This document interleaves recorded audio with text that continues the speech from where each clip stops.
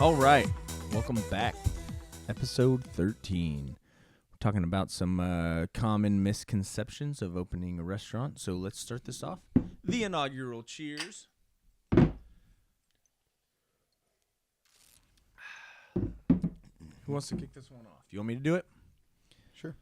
Yeah, I mean, All right. I'll start this off with saying our idea of starting a restaurant was very different than how it ended up. Based off the fact that we had zero experience and no idea what we were actually getting into. But some of the big things is like we looked at when we started our food truck. And I mean, when we started the food truck, the whole plan was every single thing that we did was for a purpose, and it was for the end game, right? We've always planned for multiple restaurants and building an empire. Like we've said, trailers to yachts. It's not something we're just starting and seeing where it goes. It's something with a plan. Right. And so every single thing that we've done to this point has had a purpose, and we've designed it in a way, I would say, that we can alleviate as much issues as we can going forward and as we grow. So like going into the restaurant, it was very similar as the food truck to where like we had a very limited menu. We were doing things as efficient as we could. So we have Consistent as you could as well. Consistent. Well, honestly, the consistency got significantly better in the restaurant because you don't have the outside elements. Well, right. In the food truck, touch on that for a second. In the food truck, everyone says like restaurants are all about consistency. And I won't even go into like our products, the things that we order, the inconsistency of those that you have to deal with. But being in a food truck in 120 degrees in the summer compared to 10 degrees in the winter, and keeping your griddle the same. Hummed in right where you... Right. Like in order to make your burgers the exact same, your griddle the same, the cheese melting the same, the buns grilling and toasting the same, it's almost impossible. You know, you can probably toast your buns in the summer here without putting them on a griddle. Right. Where in the winter, you could put them on the griddle and nothing happens. Yeah. You know, so like dealing with all those different things in the food truck compared to a restaurant is very different. But when we came to the restaurant, it's like everything became much more consistent. I think our product now that we have in the restaurant is significantly better than where we started. And a lot of that is based on like the consistency of the environment that we're in and the way we can manage things. and a better griddle. Well, that... And significantly But do you have better, although there are a lot of things that we have to worry about in the restaurant, there's a lot of things that are not tied into... are not tied into the operation now that were with the food truck. As in having to get your own resources versus having water in a sink or gas. Or a bathroom. Coming through. Or a bathroom. Where am I going to go to the bathroom? Bucket. Yeah. No. I don't think. Hey, I mean, health that's department would not like off that. topic, but we're here. Let's talk about it. Can you think of any food truck that had a bathroom in it? No, I don't think. I I know- don't know if you're allowed.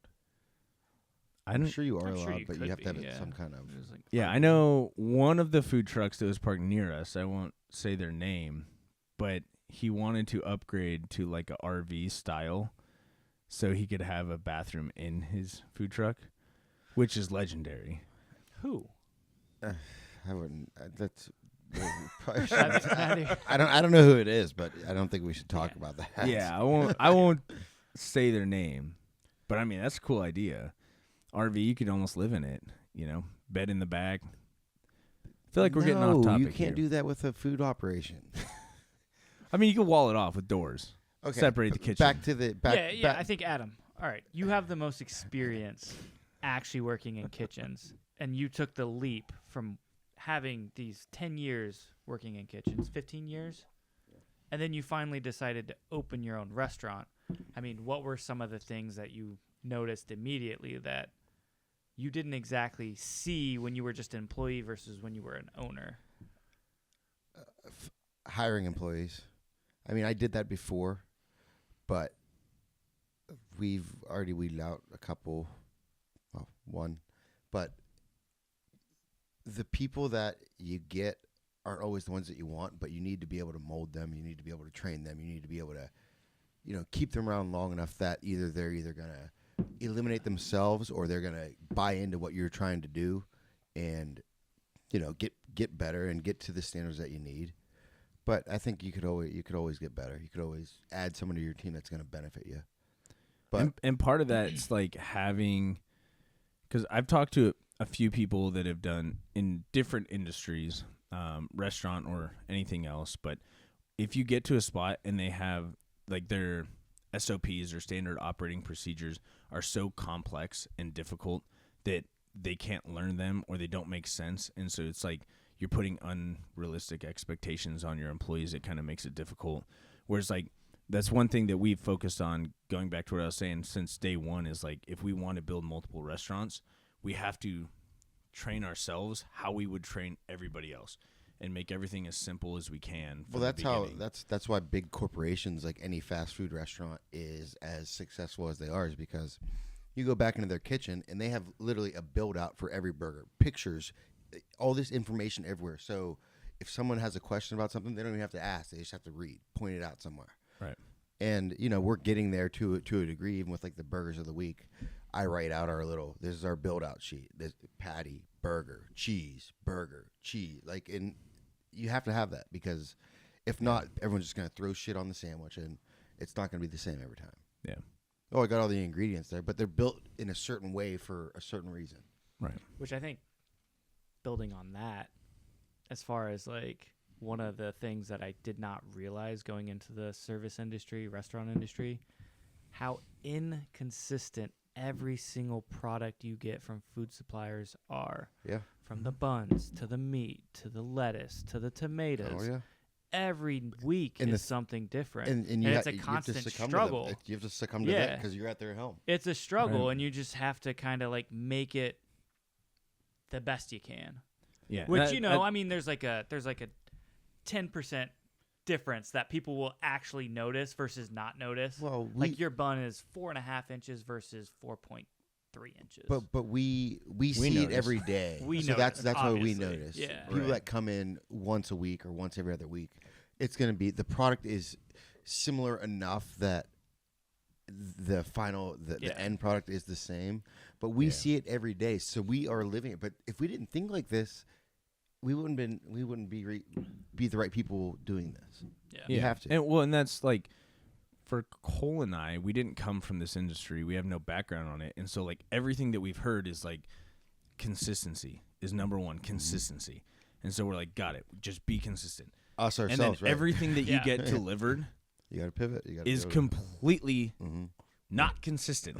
Yeah. And then build that with your point of having employees who just decide to do whatever they want a lot of times, and you've got your constant battle of just like, here, I want this right here.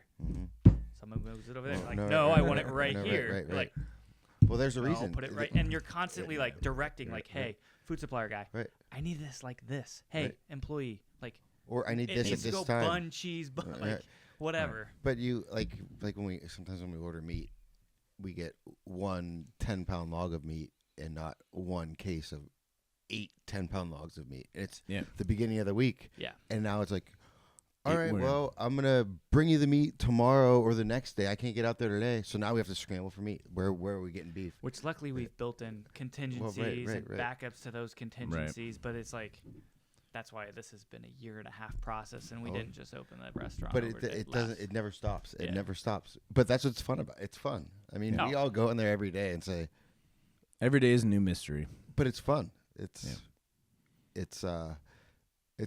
new battles every day, just like on the food truck. You had a new battle every day, so you can't go in there negative minded. And if you did, it ain't gonna get any better. No. Yeah, exactly.